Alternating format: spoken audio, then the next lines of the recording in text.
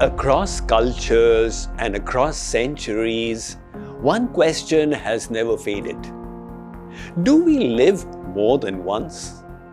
Occasionally we hear about someone who clearly remembered their past life. This is the remarkable story of one such person.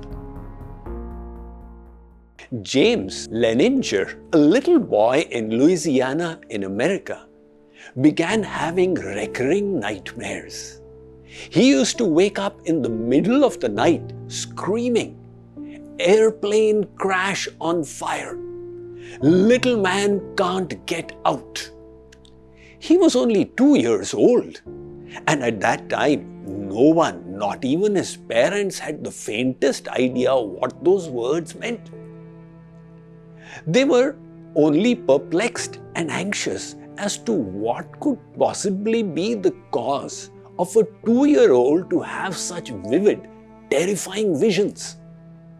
Initially, his parents, Andrea and Bruce Leninger, thought maybe it's just a childhood phase with overactive imagination of a boy who loves toy planes.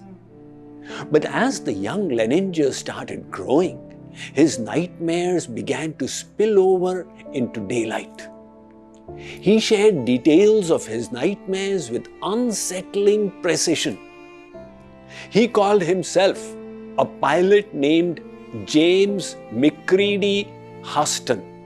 He spoke of flying a plane called the Corsair. He mentioned an aircraft carrier, the Natoma Bay. He even recalled the names of fellow crew members, men whom he or his parents had never met in his current life. Little James also drew pictures of his plane and described how it had been hit by the enemy fire. His parents researched all these details and were shocked to discover that every bit of this information was true. James Huston was indeed a World War II fighter pilot from Pennsylvania. He had flown missions from the Natoma Bay during the Pacific War. And on 3rd March 1945, his Corsair was shot down by Japanese fire, exactly the way young James Leninger had been describing in his sleep. When the Leningers reached out to surviving members of Huston's squadron, they confirmed it all: the aircraft, the mission, and the events leading up to the crash. Was this mere coincidence? Or could this be something far deeper, a memory carried across lifetimes? Let us read from the Bhagavad Gita for everyday living. Sri Krishna says, "Dehinosmin yatha dehe kaumaram yauvanam jana tatha dehantara praptir dhiras tatra namuhyati." With immaculate logic, Sri Krishna establishes the principle of transmigration of the soul from lifetime to lifetime. He explains that in one lifetime itself, we change bodies from childhood to youth to maturity and then to old age. In fact, modern science estimates that within 7 years, all the cells of the present body also change due to the process of regeneration. And yet, despite the continual change of the body, we perceive that we are the same person. This is because we are not the material body, but the spiritual soul seated within. And hence, the process of transmigration is happening in this very life. Researchers who studied the case of James Leninger validated it as past life memories. Let us understand the principle behind it from Vedic wisdom. It explains that our subconscious mind, also known as the chitta, is like a vault. Strong impressions from all experiences in the present life and many before are stored there. Most of the time, we cannot see or perceive these impressions.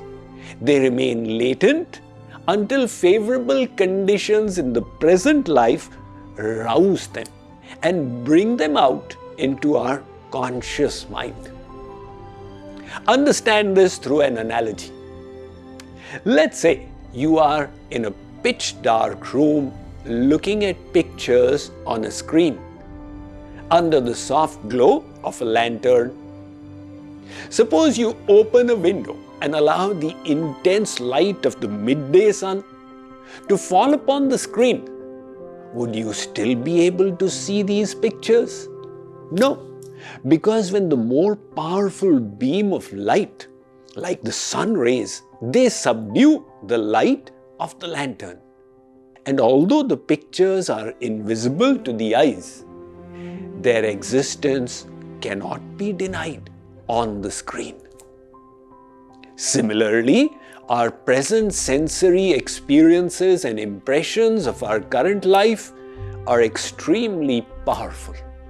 They shine so brightly that they blanket the subtle impressions of earlier lives stored in the subconscious and prevent them from surfacing in the conscious mind. These older memories lie dormant under certain exceptional ripe conditions. The images from the subconscious rise and reveal themselves in the conscious mind. James Leninger was one such exception. But more important than being awed by such cases or trying methods to uncover our own past lives is to grasp the deeper lessons that the concept of reincarnation offers. The soul is eternal. So what we term as death in worldly parlance is merely the soul casting aside a worn-out, dysfunctional body. What we call as birth is the soul stepping into a new body elsewhere.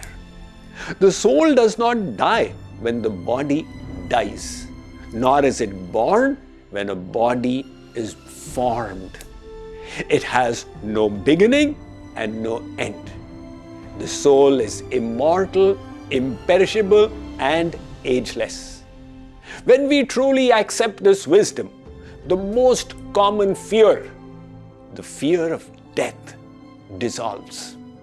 When we see death as a simple change of residence of the soul, we also loosen our grip on bodily attachments, recognizing that the soul's journey far outlives the fleeting bonds of our current life.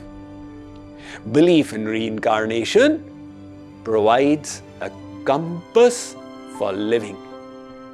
It becomes a game changer in regard to the values we hold, which dictate the big and small choices we make every day. For example, if we do not believe in an afterlife, then we do not pay heed to the deep consequences of our present actions. On the contrary, when we understand that our soul is eternal, it shifts our perspective. We recognize ourselves as the builders of our own destiny. Because after all, whatever we do today gets carried forward and stays with us forever.